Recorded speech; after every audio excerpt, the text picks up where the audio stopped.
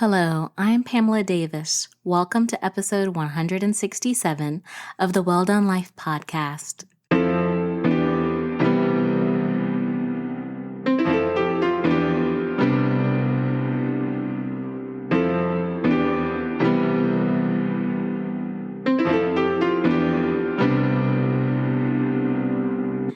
Hello, and welcome back to episode 167 of the Well Done Life podcast. I'm your host, Pamela Davis. If you are new here, hey, how are you? Welcome. I am so glad that you're here with us this week. I hope that you will stay for a very long time. And if you've been here before, you guys know the deal. I love you deep. Thank you so much for continuing to support me. I truly could not do this without your support and your encouragement, so thank you. Before we get started with this week's episode, I like to make sure that I lay the foundation. You guys know that I really feel like this is a house that we're building, a safe space. And so I like to make sure that our foundation is built on two very important things, and that is clarity and love. Clarity is really straightforward. I just like to make sure that you understand that I created the Well Done Life because I believe that women are the foundation of society. And I really believe that we need spaces and places where we can be our most authentic self. And so here, I hope that you know that you are going to laugh. You may cry. You may be inspired. I want you to feel all the feels and do all of the things because this space is for us. So welcome. On top of that, I like to make sure that you understand that my second foundation, actually my favorite foundation because I believe in love, I'm a sucker for love, is really important to me. We are going to do everything in this space rooted in love. And with that, I like to make sure that I send you prayers because I really do believe that when two or more people come together in prayer, our prayers are magnified. And so I believe that I am praying for you. I believe that you are praying for me and that we are praying for each other. And that is what's going to help guide us and inspire us to keep going. So before we dive into this week's episode, I want to make sure that I send you my prayers this week. So my prayers, we're going to start off with prayers of peace. We are almost in the fourth quarter. Like I cannot believe how quickly September has kind of come to an end and we will be in the end game, y'all, of 2023, my golden renaissance year. Yes, my arms are up. This year has gone by so fast and it's been amazing, but it has definitely been quick.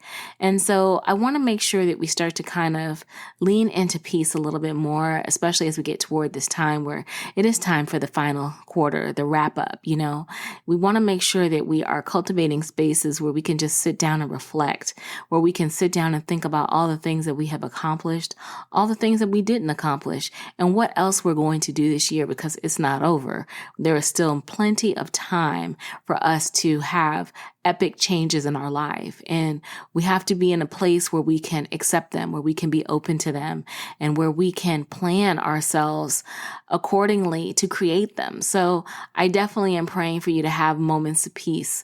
It is very important to give that to yourself. And that feeds right into my second prayer I talk a lot about, and that is just being able to rest. You do have to take moments to rest. I know it sounds probably crazy. We're in the fourth quarter and she's telling me to rest, but it's true.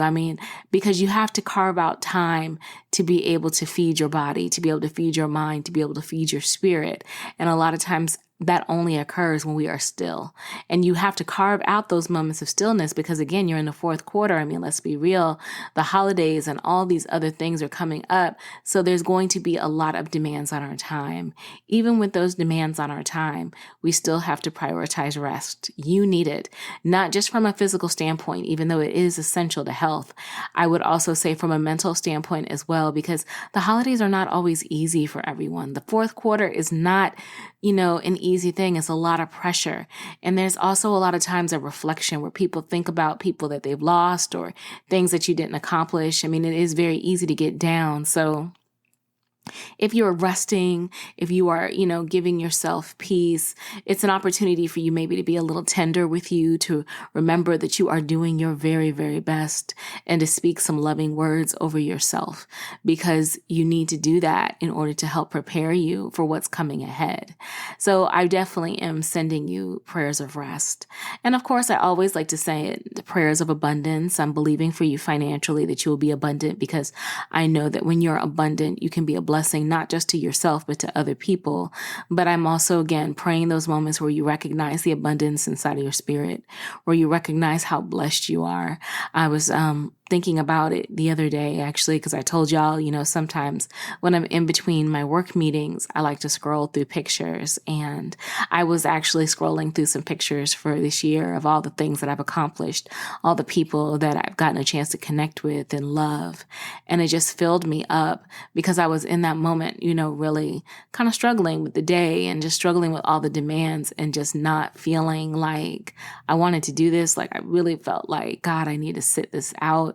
And just being able to kind of look back on everything, it kind of gave me the motivation, the inspiration to keep going. It reminded me of why I do this so that I can be blessed, not just from a standpoint of being able to take care of myself and my family, but also so that I can be a blessing to other people. So sometimes you have to sit in those moments and just, again, find the abundance around you, find the joy in the people that you love, find the joy in the moments that you have created over this year, and let it propel you, because you can only chase so much money. There'll never be enough money if you chase money.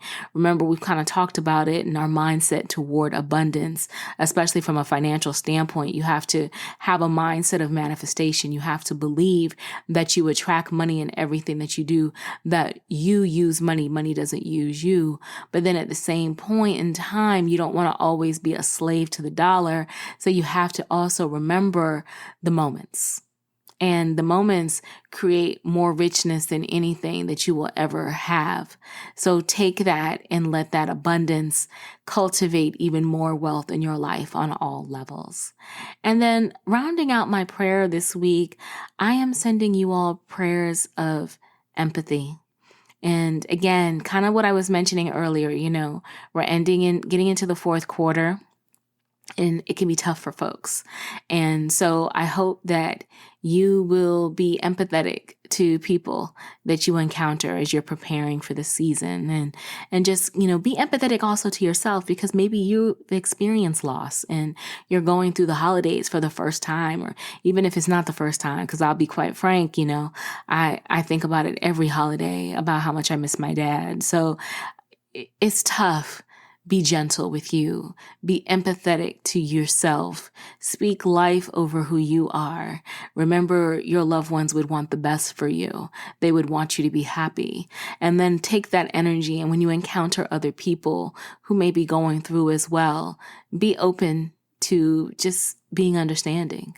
You don't know, again, at what people are going through, but leading and walking through life with an empathetic ear, with maybe leading with love versus questioning, can just create something beautiful for yourself and for someone else. So those are my prayers for you this week. And like I said, definitely am reflecting very heavily going into the fourth quarter, but I'm believing great things for us all. We are going to end this year just as we have started it, super strong.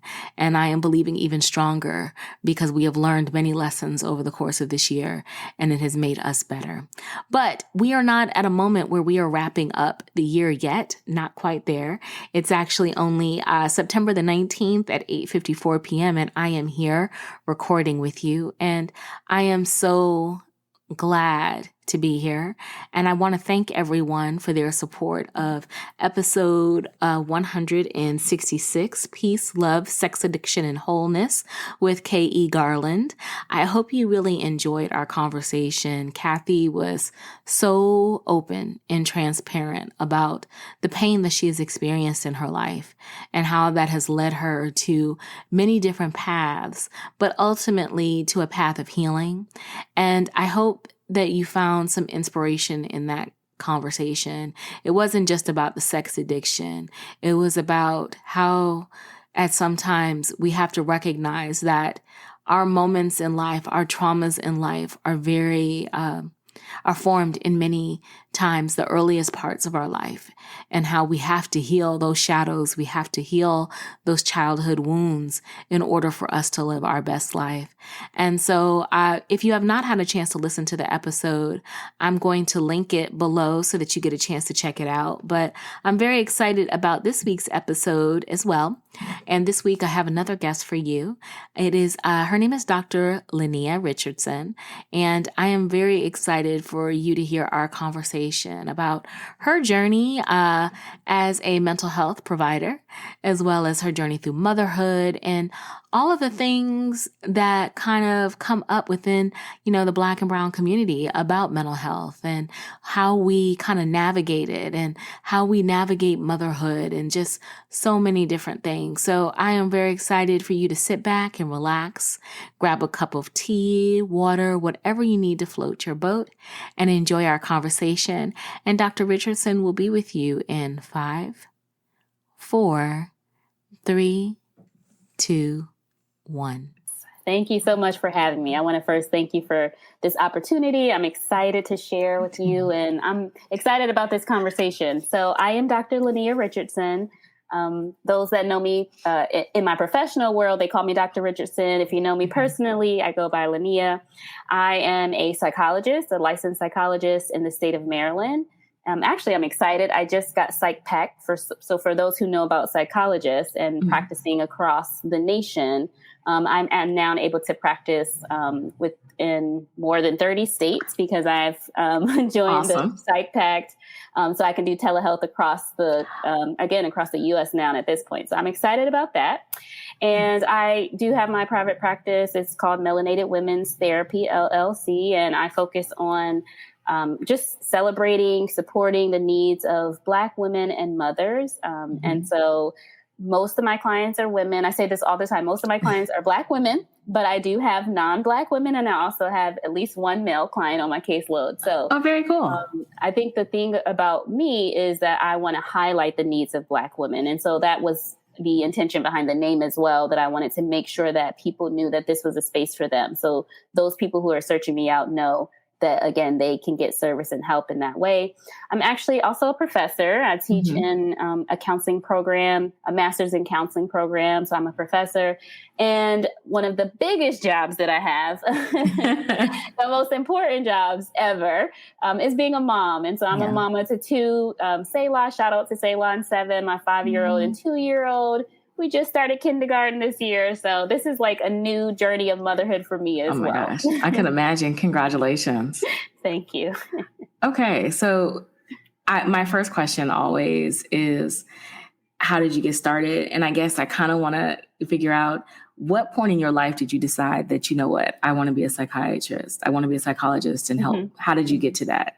That is such a great question. And every time I'm asked this question, I say, I do not have that fun, great story where it was like, I just was passionate about it and I knew that would be one of my friends. But I'll just give the short version is I did psychology undergrad, like after high school. I knew I wanted to go to college.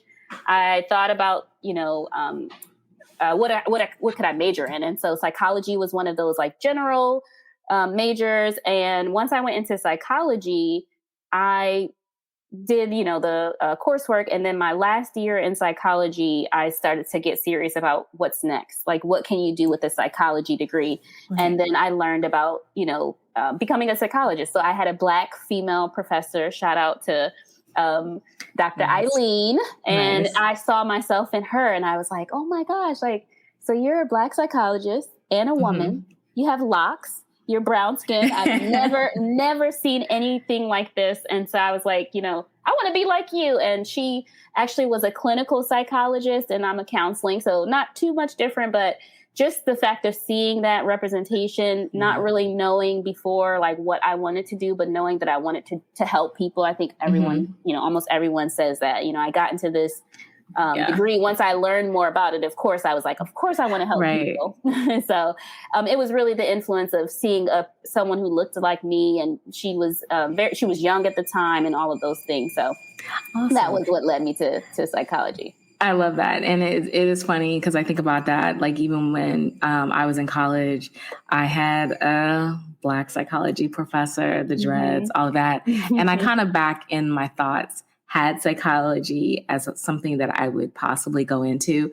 I didn't heed the call, but I definitely can see how that can happen. Because like you said, it's just seeing something different, seeing that representation. And I know that, like you said earlier, you're very passionate about obviously melanated women, having therapy.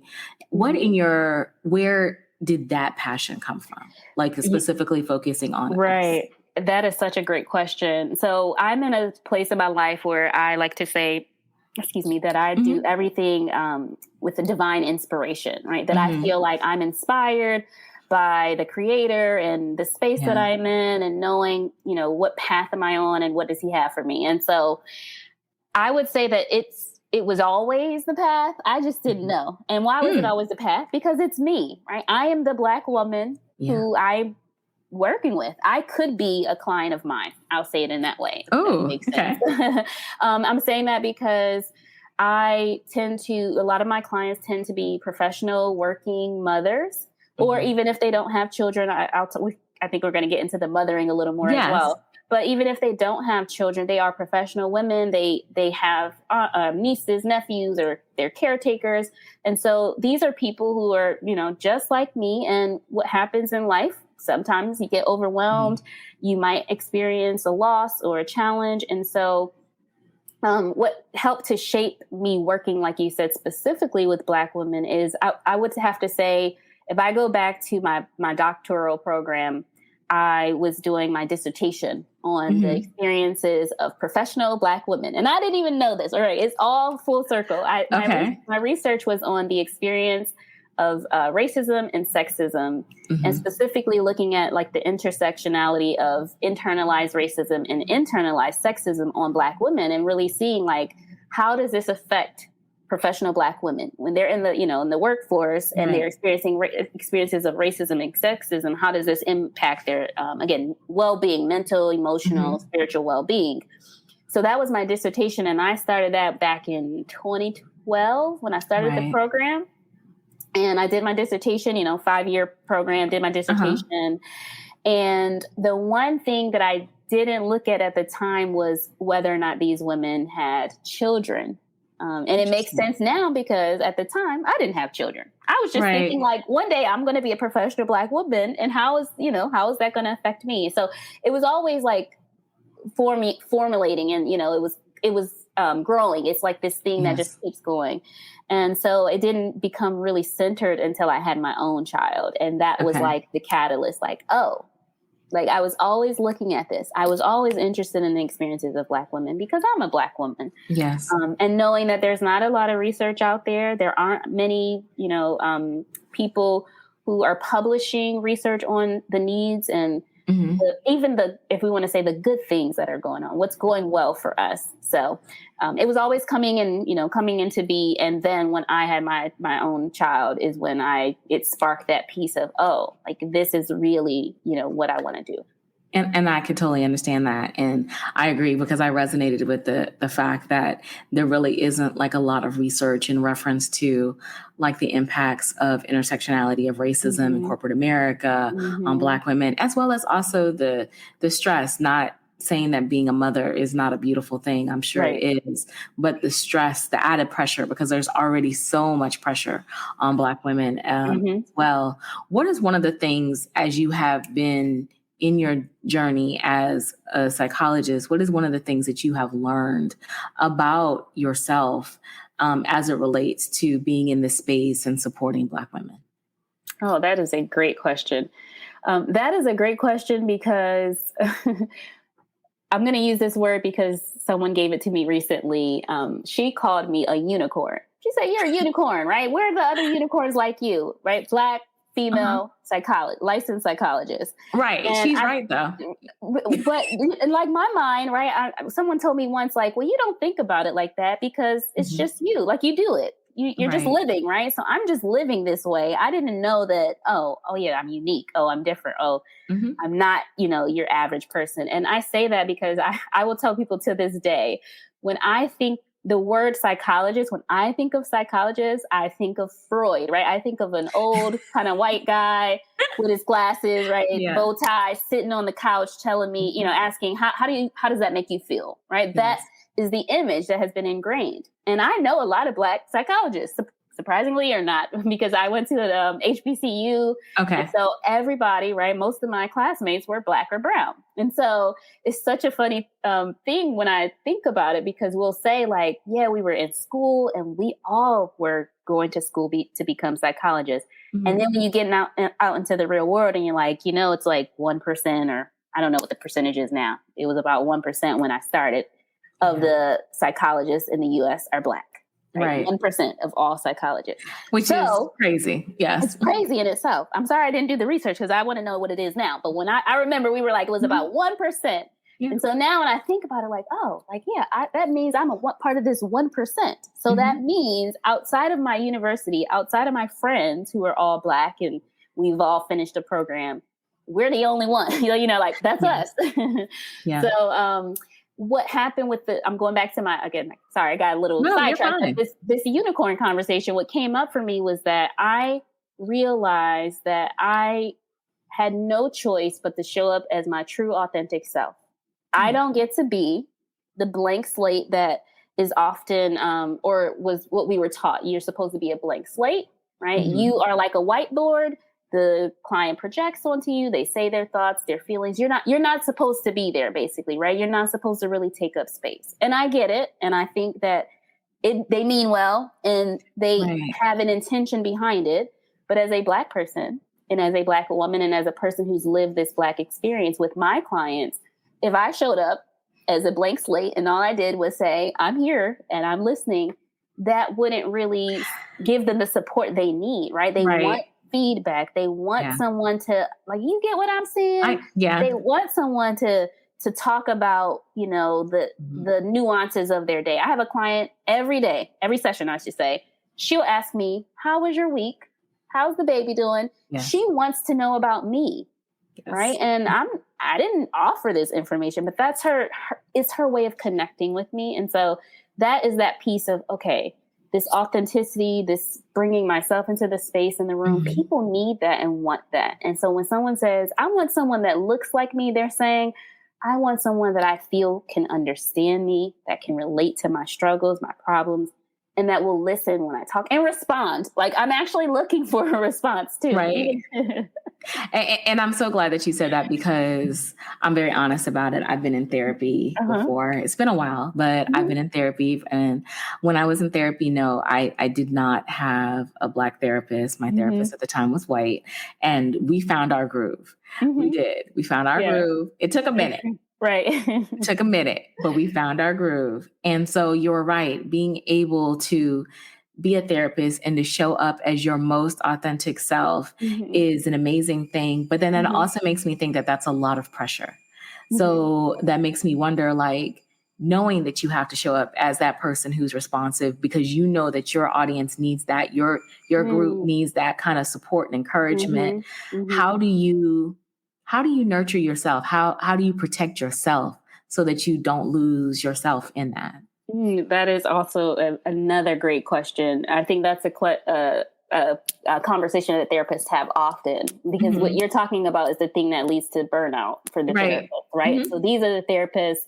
During the pandemic, people were saying, like, my therapist just didn't show up. They were in their car driving their kids to school. I don't know what happened. They fell off the face of the earth. So I'll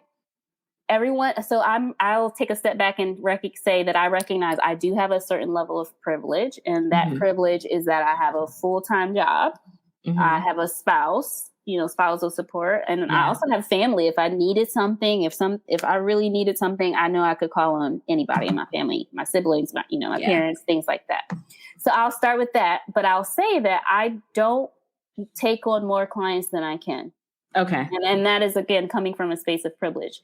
I've been in a space where I didn't have a choice. I had to take clients. If I had an opening, if you have an opening for 20 slots a week, you're supposed to be seeing 20 clients, right? Yeah. So this is the beauty of having my private practice. I also consider it like part-time private practice. And I have a dedicated space for people. So when I say that I have an opening, I have an opening. That means I have a mental opening. I have an emotional opening. Yes. My kids are either at school or able to be with someone that can, keep them out of the session. So I've tried to be intentional, and I use that word. I learned this at my internship, like, come with intentionality, right? Whatever you do when you're doing therapy. And so it doesn't always, I don't think we always are actively thinking about that, but I need to be intentional about, do I have time for this client today? And sometimes, and I'll put this out there, I don't know if my clients will listen to this, but I have, and at times I've had to cancel.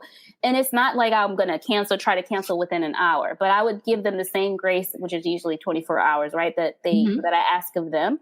But in emergency situations, like one time my daughter got sick, I had to tell a client, I really can't make this work. I don't know how. I can't call on someone to watch her. I'm sorry, but can we reschedule? And most of my clients, right, they're going to be understanding of that. One, because they're like, what did I just say? I have clients that are like me. They have kids. They have kids get sick. Sometimes they have to cancel, right? And I'm trying to be mindful of that so that we can have a mutual understanding of that. So that I'm realizing, like, I'm feeling that need to just reiterate, this is a space of privilege. But I would say that if I didn't have that privilege, I think that there are ways that you can try to center yourself before you go into session. And that's why they always recommend that you don't go to the 60-minute mark. You take at least 5 minutes between sessions, even if it's to use the bathroom or to get a drink of water, and things like that. So I do think that there's space to do that, even if you don't have the literal time, that you can try to make a mental break and pause to shift. I love that you have a village, that you have a group of people to support you. Because I'll be honest, that's always one of the things that I have wondered about with psychologists, because it's like you're taking on so much. And especially when you're sharing, because you're right. To me, I feel like a lot of times we're looking for friendship in our therapist because we struggle making those connections, outside. So it's like, here we have someone who we can connect with, who can understand us, who can kind of act like the friend without actually having to do a lot of the heavy lifting of it. Yeah. But there's a boundary, and that is the challenge, because you do find that is what you asked. How do I balance that? There will be times where a client will be pulled, right, to want to be my friend, right? Or I might want to be their friend. I had to tell one client, like, if I wasn't your therapist, I feel like you would be a great friend, right? I love you. Like, I want to be your friend. So we talk about that, but that's part of therapy. Like, you're supposed to process that, right? That we learned about that. That's countertransference and transference, right? Like, I'm pulled to want to be around you and to learn more about you. And so there's a delicate balance. I would say there's time, with practice. I've been doing this for a while now. So it really is one of those, I guess I could think about, the only other thing I can think, and I often compare this to myself, like being in a helping profession. So like doctors, right? They see death, they see blood. How do they go home, right? After seeing someone shot and whatever those things, all the things we know that come with that, and then eat dinner and talk with their family and have a regular conversation, right? You, at some point, you do disconnect. You have kind of a space where you can kind of block it off. And I would say that probably is your drive home. That's the time before you take a bath or whatever, or you get your shower, or you do something. So everybody does something to wind down before they cut off that part of them that is their professional. And then they're able to come into, whatever that mode is. Right. I don't always do a great job. I will acknowledge that. But none of us do. I try to be mindful, like, okay, I'm mommy today. I'm mommy now. Right. No longer Dr. Richardson. What energy can I bring to my kids? Because I really wish I could just lay down and not talk to anybody. But, I want to show up for my kids. well, yes. And we definitely want you to. And I love, like I said, the fact that you are kind of helping demystify, some of the things. Cause I think people have like those questions. I know, like, if they've never been in therapy and they're considering it, it's like, how can I lay my burdens down to the therapist? And how do they lay their burdens down? Right, yeah. Are they crazy? Are they going through it? Sometimes, sometimes we're a little crazy. We all a little crazy though. That's the real. Absolutely. And that's definitely finding the balance. And like you said, everyone's a little crazy. Everybody's going through things.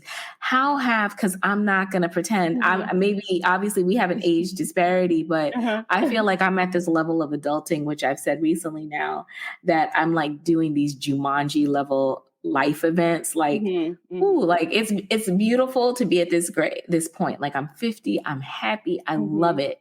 But when I tell you life be coming at you hard, life comes at you hard at 50. Like, you're dealing with the big level things. So that makes me wonder, in your practice, and especially as we're starting to wind over to you talking about motherhood, Mm-hmm.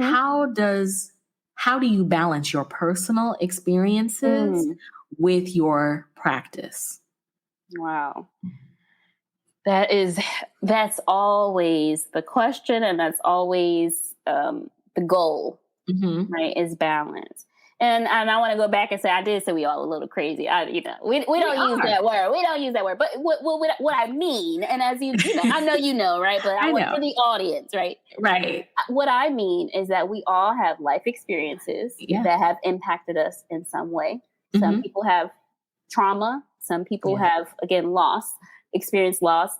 Some people have actually mental health, actual disorders, right? That really, like, there's a chemical change or imbalance or something physiologically in their body or their mind, their system, that they can't control, right? And so we know that it's a spectrum, and we all, I think, are on a spectrum from being in a space of being good to not so good, right? To bad to worse. And so what I always tell my clients is the thing that when you use the word balance, what we're always trying to do is come back to I use the word center. I guess that's what's coming up for me today in this talk, right? Is that we want to be centered, and our center, everyone's center is different. If your center, and sometimes I'll use this word with clients, baseline. If your baseline is kind of low, like if we say mood, right? Like not someone that's fully depressed and sad and down and out, but just low.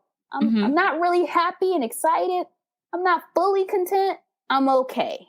But if that's your baseline, then we always want to get you back to, okay, I'm okay. I've been riding and coasting along okay for the last 20 years. That's good. It starts to feel bad when I'm not okay, right? So you always are, your baseline is yours and your center is yours. Oftentimes when people are feeling distressed or overwhelmed, they're not centered. They're not at their baseline or whatever that thing is that their constant way of being. So mine, I like to use the word I started telling clients. I think contentment is a good word for me. Okay. I'm content. I'm satisfied, right? Not always happy and up there, but not down, not at all. Right. And contentment for me is enough, right? And because it feels good. I feel happy. I feel joy. I feel all those good feelings, and I feel okay. And I'm good with that. So how do I balance that is what we talked about. You said village. I say that, right? I recognize that some clients don't have that, or people don't have that. And that is my goal. When you come to me, like you said, when you come to therapy with me, the goal is that I become part of your village. I'm part of your journey now. Yes. Whatever point in your life I've met you, I am now a part of that. And I don't know how long that space is, how much time, what that season will look like, but I'm here. And I usually tell my clients, I use this kind of analogy. I'm here to get you from point A to point B. And I don't know what point B is. That's usually the caveat. No one knows. All we know is that at some point we're going to experience point B. And when we get to point B, I think we've accomplished what we set out to do.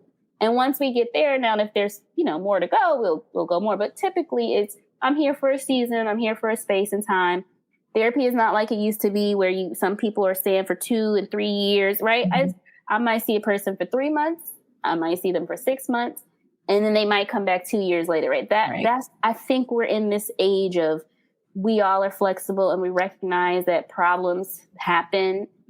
Sometimes, right? Not like necessarily in a vacuum. And sometimes things come up and we need to kind of refresh, right? You go back to your regular medical doctor once a year to get a checkup. And so we can think of mental health in that same way. So, I'm saying all those things to say, yes, I need to do the same. I do the same. I use my village, my family, my friends, my colleagues, coworkers, all of that. All of that is my village. It's professional and personal. And it gives me the balance that I think I need to be my authentic self, as I was sharing. Yes. And I love that. And it made me think when you were talking about the seasons of it, because I think that's a point before we transition to talk about, because a lot of people, like you said, I think have the perception that therapy is like forever. Like you're in therapy forever. Right. Okay. And sometimes it does feel like that depending on what you're going through. Because like when I was in therapy, I was strong in it for I think I spent about a good 2 almost 3 years straight in therapy because I was at that point where I critically needed it. But then there was a point where I felt level and I was like, I'm good for a while. But I did wind up doing a check-in because I did have an episode where I felt like I needed to go back and get checked. And I feel like having therapists who actually talk about that is really important because it reminds me of something that Alex L. I don't know if you've heard of her. She's a great like influencer, thought leader about healing. And one of the things that she mentions with therapy is that she's found there's seasons where you are not going to be in therapy, where you are level, where you are able to maintain and just be your best self. And I was wondering, as a psychologist, do you feel the same way? Like, do you feel that there are seasons where people are like, they're good, like they're able to, like you said, find their center and are happy and they don't need it maybe at that point? Yeah. So, I mean, that's good practice, right? That's the ethic, as in terms of ethics, if we really want to get to, like I said, that it's almost like they say, don't throw the baby out with the bathwater. Yes. There are some mistakes that have happened, as with any field that we're in. Psychology, the founder, right? The foundation of it, we know that a lot of the founders were European white males. And they were doing therapy based off of what they knew at the time, right? So now we're in this diverse world. We have different people. It also wasn't accessible to people that look like you and me. So, I mean, we have to know the foundation. You have to know where it's coming from and know where we're going. And so I appreciate, the work that's being done in a field like decolonizing therapy and then talking about these things and at the root of it. And that's where I said that authentic piece of me, like realizing I have to show up differently. I'm not a white male. I'm not. I'm female first, or not first, but right, the intersectionality. And I'm Black and a woman, right? And I can't disconnect those two. So it's different for me. So I would say therapy, yes, it looks different. I believe that it's shifted because of the world that we're in too. Yeah. Right. They also used to, psychoanalysis was twice a week, right? People were going to therapy twice a week for, years on end, right? Right. I'm talking about the type of work I do with clients. Most of my clients are on a bi-weekly basis because they're functioning. They are the Black woman that you see, they're walking down the street, they're working, they're taking care of their kids, they're doing this, they're doing that. And inside they're having their own internal, struggles. Nobody knows. Or not many people know, and they can't necessarily, and I don't want to say afford in terms of financially, but they can't afford to give an extra hour, right? So I'm okay with this bi-weekly. We're going to meet every other week. In the in-between week, you're going to do the work. You're going to do your journaling. We're going to come back. I'm going to process that. I'm here. I'm here as I don't want to say a placeholder, but whatever you want to identify me as. I'm that voice in your head that you need to, encourage you to keep going, that you can make it.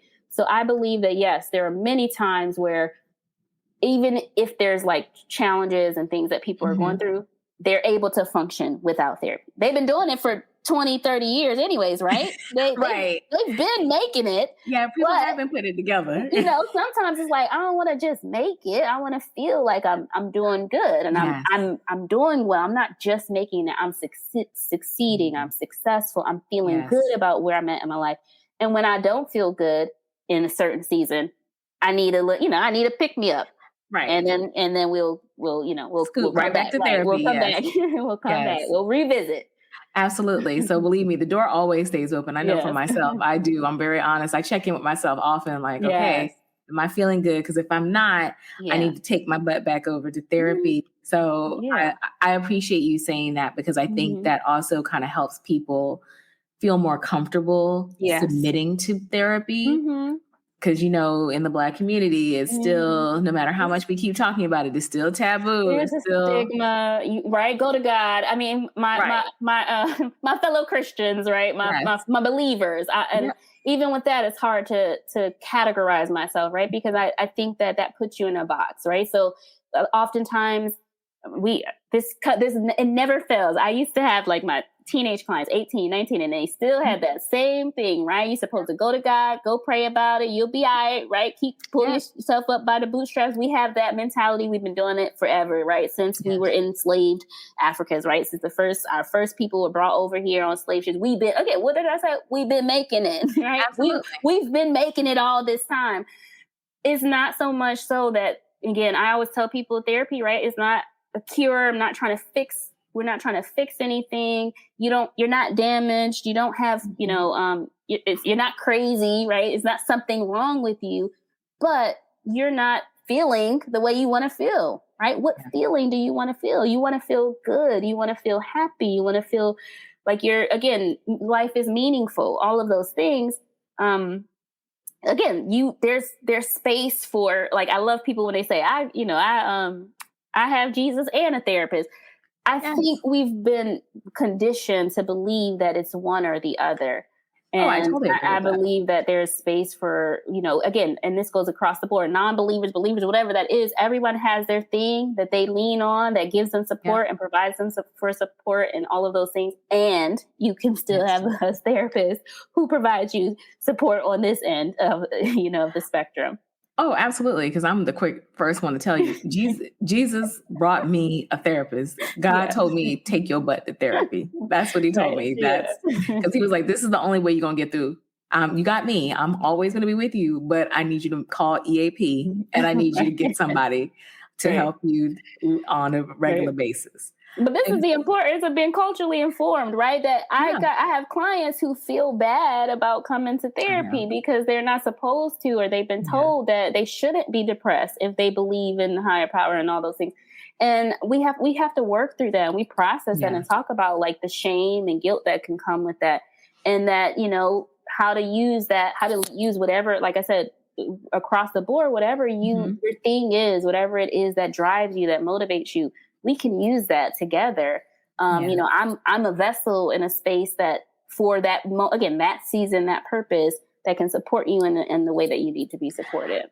And I think that's a really great approach to it because, like I said, I'm a believer, and I definitely know God is real, but I also know sometimes we put we put too many restrictions on God based upon our own preconceived fears and societal norms. I think we all have to understand God would want us to live our best lives. And that's what he put us here for, to live our best. So if God felt like you needed help, he's going to align you with resources because you need help. It's not taking away from God. God knows who God is. Yeah. And just these other little helps, these other supplements are just to help us be better. But again, I think that is part of, like you said, things that you work through in therapy, things that you work through in your faith journey. So I love that we're having this conversation because, again, I feel like that is a big deterrent for a lot of people still, especially Black women, older Black women, Black men in particular. Like, we have to stop worrying so much. God is busy. He is super busy and he does not mind. There are many warriors in the kingdom of God. Going out here and get you a psychologist, warrior who can help you live your best life, because that's when we live to me what God wants for us. So I love that we're talking through it. So ma'am, I have a question for you. With everything, and you said your greatest role, your one of the greatest things that you've ever done, your mom. So my first question, I know this is probably going to sound weird, but I have to ask it. How do you feel being a psychologist helped you be a mother? Whoa, that's a good question. That is I know I've been saying it, but you have to, I mean this, like, that with all sincerity. These are some great questions. They're very thought-provoking, right? We always say that, like, I need someone to help me to think deeper. That's what we do here. Thank you. How did being a mom help me to be a psychologist? Yeah. So that is a great question. So I actually can go back a little to move into that question. I walked across the stage pregnant with my daughter. So, like, I hold that, like, in me, that, like, she was with me on the journey. I was pretty much finished. Like, I had finished all my coursework, but graduation was the following year. And so I actually, my daughter, was in my belly when I walked across the stage. So I always say, like, I feel like she was with me on this journey. Like, she, like, represented, right, the culmination of that, like, the end of one part of my life into the, the next part, right? Right. So being a psychologist definitely has helped me in my motherhood journey. And I would say it's a lot of it comes from like the foundational things that I learned. So about like human development, about how we come to be, about the influence and impact of family, early childhood experiences, um, what kids need, like nurturing, forming like attachment, strong attachments. Like, oh, so I have, it's one of those things where it's almost hard because I want to say I double check things often in the back of my mind. Like, is this going to affect her when she's like 20? Is she going to be like, mommy, that time you didn't do such or such when you told me no, right? I can only imagine. Like in the back of my mind, sometimes I have that, but I try to live again with just doing and being and making those mistakes, right? What it has taught me, and I will never forget, I had a professor and it was profound when she said it. She talked about the difficulty that parents often when we think about like parenting, yes, dads and fathers we know they're invaluable. They are just as much as important as, right, the mothers. Mm-hmm. But we know that a lot of the nurturing things that we talk about come from moms, right? And so she talked about how what often happens is that our parents, when we become adults, we have these gripes with our parents, right? We want to like, you didn't give me everything I needed, mom, emotionally. When I needed you, I wanted you. Instead of gifts, I wanted time. Or I wish we would have done this. And I know you didn't have enough money, but it still made me feel this, right? So we have all these gripes and things we want to give out and share to our parents. Yes. And she said that oftentimes parents don't have the like emotional or mental capacity to apologize, right? Because I know the story. I did the best I could, right? Girl. I did the best I could, or they did the best they could with what they had. And I see both sides. As a therapist, what my clients will often do is they will feel that guilt of, my parents loved me. They did the best they could. They didn't have a lot. We struggled, but they loved me. I can't be mad. And I have the other end of, they did the best they could. It wasn't enough. I'm mad, right? So it's often split. And I like to think of that balance. Like, it's okay to say that your parents did the best they could, and it wasn't what you needed all the time, or they couldn't give you everything you needed, and you felt like something was missing. And so for me, as a psychologist, as a mom, I keep that in the back of my mind so that when I get to that stage with my children, I have two now, tell me, Mom, right? You was taking care of those clients and you couldn't even do what we needed. I will have the mental and emotional capacity to not take it personal, to receive it as it is. It's their experience. Right? Children don't always understand the struggles, because we got some struggles now where I know my kids will be like, why couldn't we do such and such? Because money don't grow on trees, right? Girl. But I'll be able to say like, I'm sorry. And authentically, right, sincerely mean that I apologize, that I had limitations in what I could do and give you. And that it wasn't my intention to hurt you, or to not do well, or whatever that is. But I recognize that I'm a human, and I have faults, and there were things that I couldn't do or didn't do, and I'm sorry. And if I can do something now that you need, what is it, right? How can I do that? How can I be better? That is what I want to be able to do. So that being a psychologist has helped me I'm almost like thinking in the future, right? For my future self of, I know that it's hard going through. I'm doing it now. Again, I have a kindergartner. I have a 2-year-old. And so I know, like, man, this is what parents say when your kids are, they say they grown and they out there. And it's like, man, I had a huge responsibility to take care of 2 little beings, to help them to be the best version of themselves that they can be, to be great in society, to be cared for and loved, to love others. And I know that at some point it still might not be enough. And I want to be able to say that I'm okay with that, because I recognize that this is a part of the journey. So that's part of what I think I have that foresight to hold on to that piece of me, that I don't want to get to the point where I'm a parent who has a hard time receiving feedback. That was so spot on, because I have those conversations now with my mom a lot.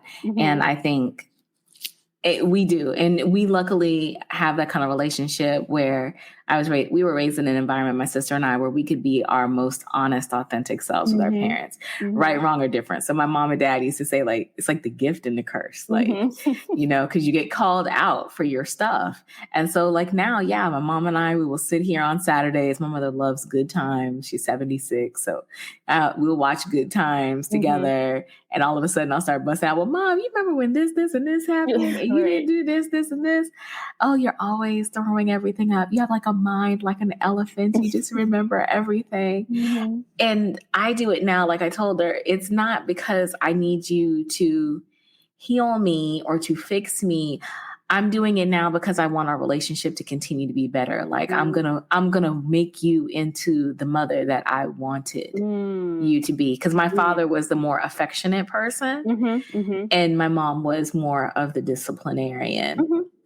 And so it was just kind of like, but that's how she grew up. And like you said, it was having that space where yes, I can give her that corrective feedback, and then with love.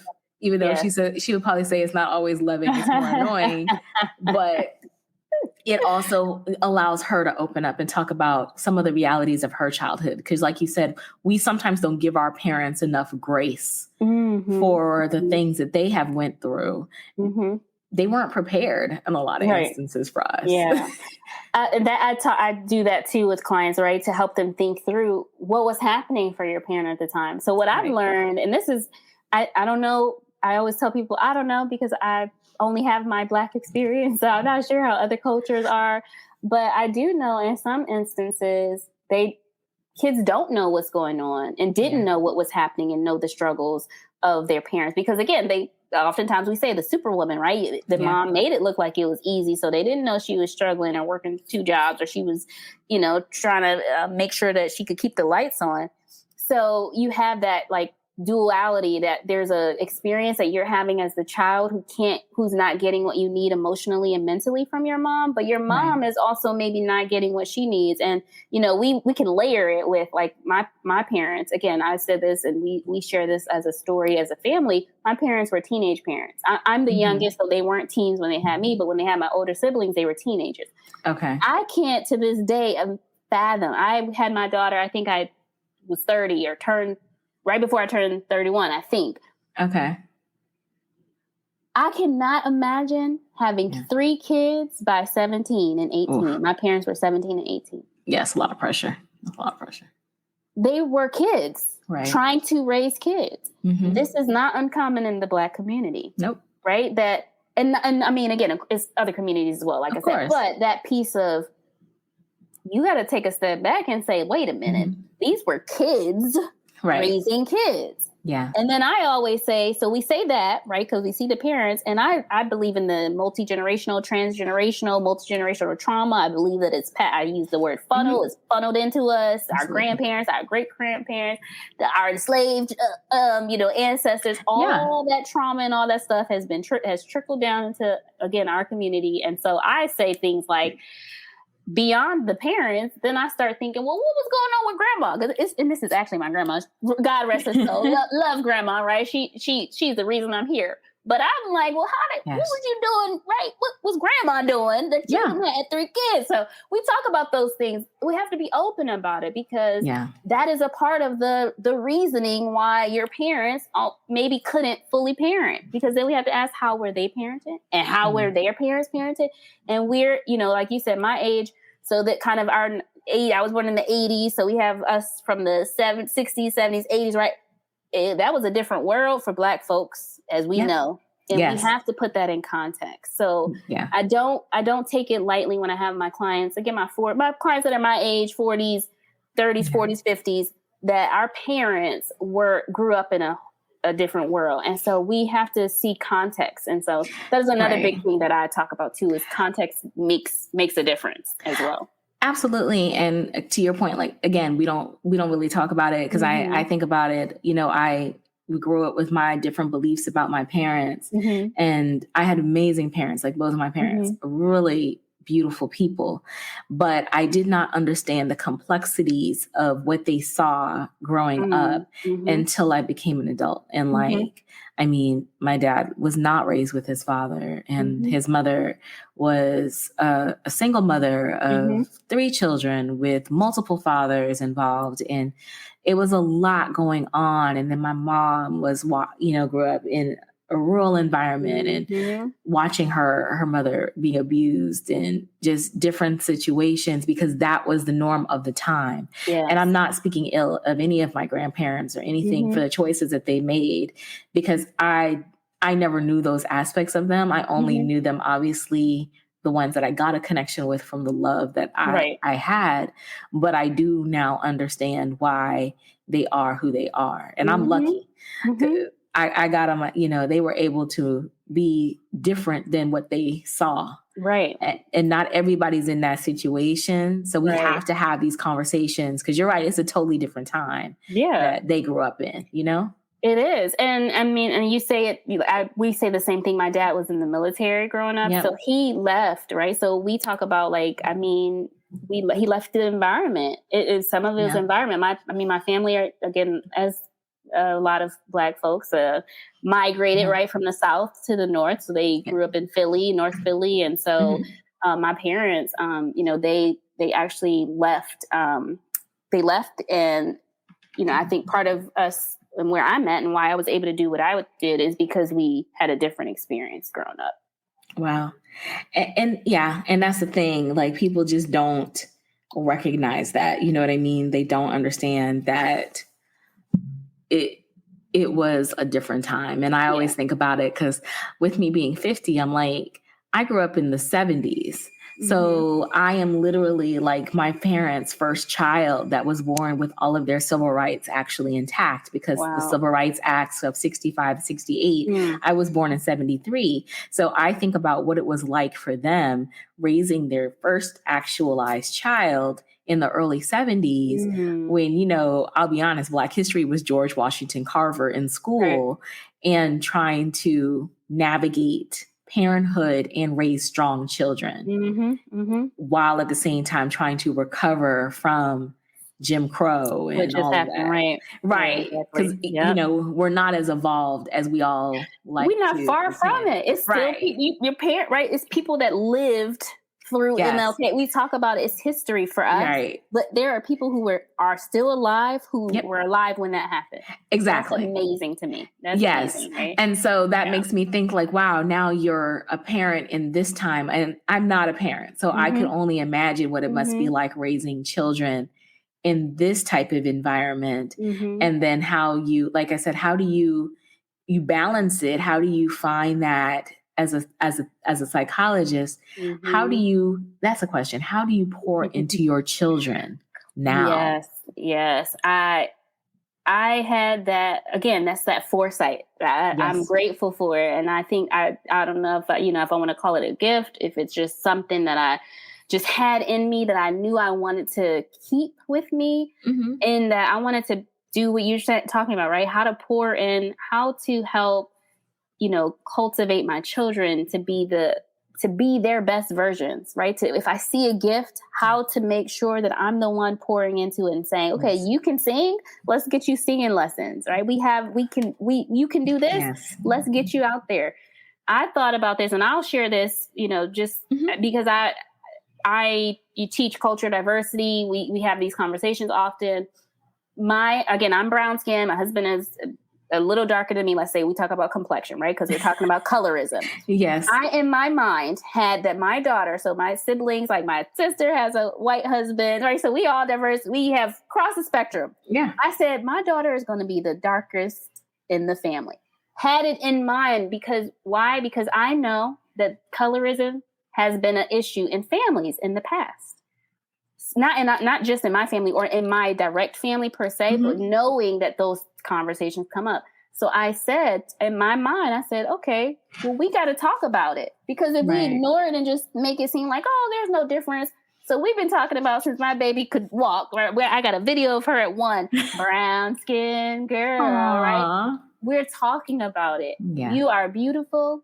Everybody, we all are different shades of brown. everybody has different hair. Some people have short hair, long hair, curly hair. Yeah. I have locks, right? So we talk about it. We have these open and honest conversations and dialogue. And so when she talks about skin now, right? It's like, oh, you a little darker than me. Oh, she like, it's not a taboo subject, right? And it's not in a, this is a bad thing. It's, this is my uniqueness, or this is what makes me similar to this person. This is what makes you similar to that person. So that was that foresight, like, okay, let's have open dialogue about it. So we talk about skin tone and color, and we talk about, uniqueness and abilities, and everyone's different. And okay, this person has short hair. What does that mean, right? We're not going to attribute value to hair length as we've done, right? Or value to skin tone. So that has been the thing that, like you said, how to pour into. It's crazy out here, right? Yes. I know people say, oh, you have to have those conversations already. It's already happening. Yeah. My daughter has already had people comment on things about her body, right? At 5, just as she's 5 now, and this was at 3. That's like, terrible. Oh, you have different, such and such. We know, right? Yeah. She already knows that about herself. So we've had those conversations early on. And so that is my goal, is to continue to have those conversations. I mean, now we have a whole lot of things going on with the justice system and, rulings and all that. So you can't escape it. And so for me, I think there isn't a way to protect our kids from it, because when they go out into the world, they're going to be exposed regardless. And so what I would rather do is build her up, keep singing Brown Skin Girl, right? We listen to Gracie's Corner.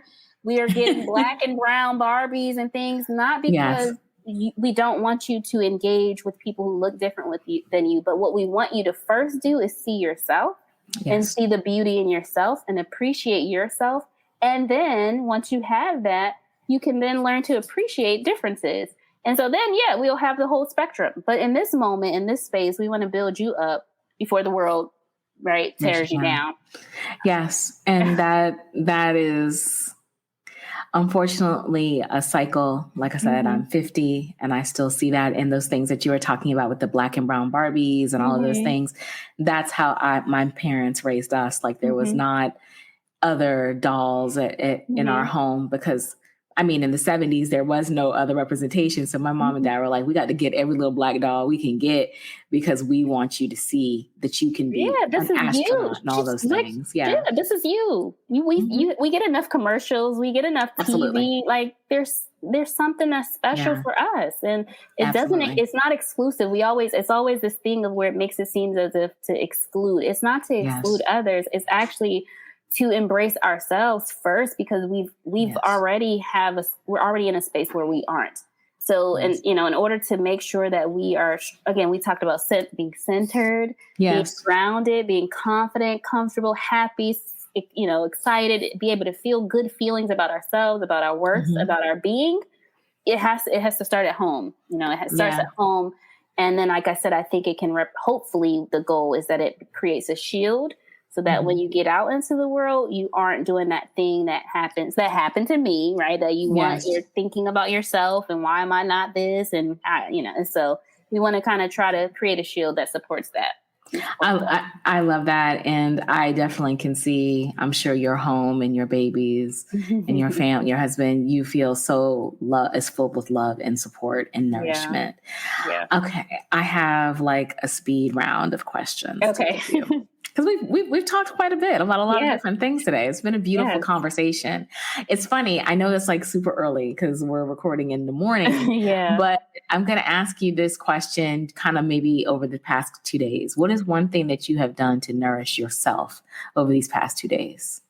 What's today? Tuesday. Today's Tuesday. So, Sunday and Tuesday. Great question. Okay. What did I do? Okay, today is Tuesday. So something to nourish myself. Oh my goodness, that's hard. My days they all collide at some point.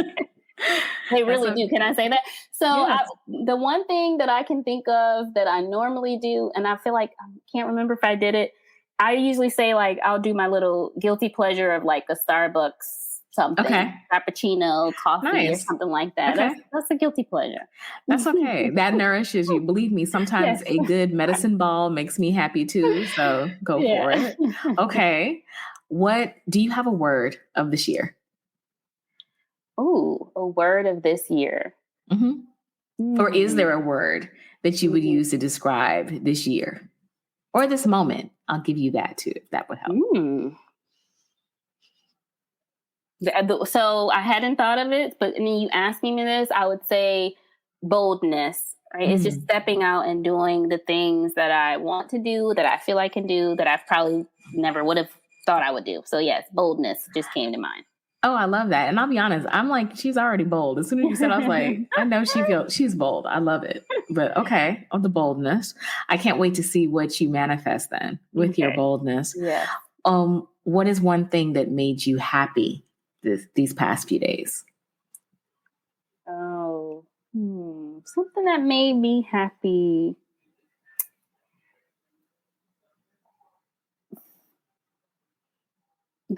So I'll say this experience. I'm going to be honest, like, because I've been excited about this because that's part of you said about manifesting things. That's part of this boldness piece, is that I'm putting myself out there to do the things that I enjoy doing. Again, talking about not just myself, but my experiences and other people, because it's not really for me. Like, what I want to give is really for others. Like that really is like, when you use that word, like pouring out, pouring into your kids, pouring out to your clients, like, yeah, like that's my goal. Like, I want to pour out because I feel full, and I've learned how to get full. And I talk to my clients about that all the time, right? We can't pour from empty cups, but because I've learned how to fill up my cup and I have more to give, when I have that to give, I want to give. So that's a part of that.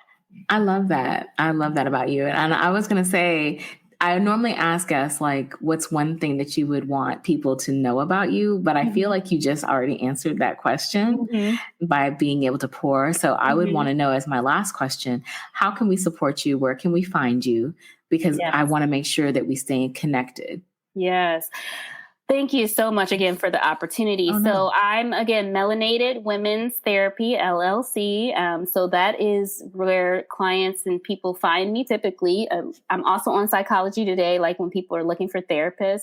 But right now, like the biggest project that I'm working on, which is part of that pouring out into the world, is I'm working on an anthology with Black women, Black mamas. And so Black women are telling their stories of motherhood, of being mothered, of ways in which they mother others. And we are talking about our journeys. I've actually wrote a few chapters. And so I have family, I have friends, strangers that are participating. And so I'm so excited. It's really like, I feel like this is going to be, that boldness, that project that, I'm putting out there for this year.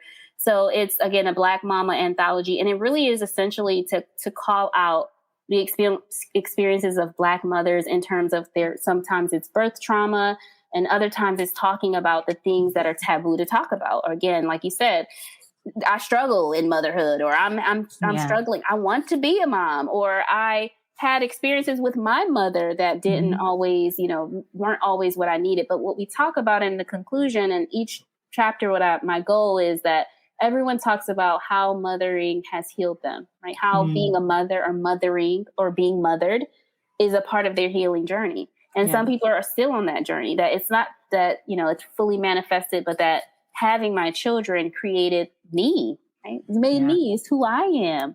And so, that is probably the biggest thing that I think people could support me on, is that, getting the word out there. And when this comes to fruition, because we're working on it, that they will actually read it, because I am confident that someone somewhere will find their story in this story. And I think that is the beauty of the narrative, that we all can connect and relate. We all have different experiences. Yes. And when someone tells their story, it's healing for them, not only them, but for others. And that's a part of what the work that I do.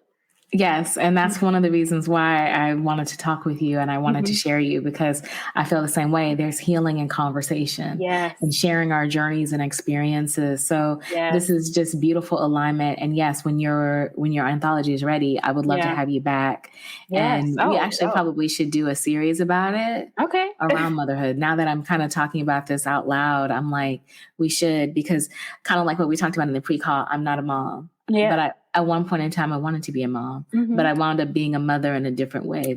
And we didn't even get to the mother. So I know we did not get to that, but So that means that there obviously is a bigger conversation that we need to have around it. So I would love to have you back. And I really want to thank you for coming on this morning. This is like the perfect way to start my day. Yeah, me too. You know what? I'm telling you, when you said, what was I looking forward to? This has set the tone for the week. And I'm feeling really good in this space, and I am so happy. Thank you for your time again. I'm even thinking about the listeners. I hope that, they feel touched and heard, and I appreciate it. I'm open and excited. Awesome. Well, I'm so glad, and we appreciate you. So guys, I'm going to have all of Lyneia's information in the show notes, so that way we can follow and support. But yes, I'm very serious. You will be back on my show. Okay. We will be doing this episode because it's been pulling on me. I really feel like there is a conversation that needs to be had around Black women and mothering and healing. So yes, we are going to plan that. But guys, I want to thank you all for listening. I want to thank you for your support and encouragement. Please, I hope you're enjoying the rest of your Sunday. Take care of yourselves and each other, and we'll talk again soon. Bye-bye.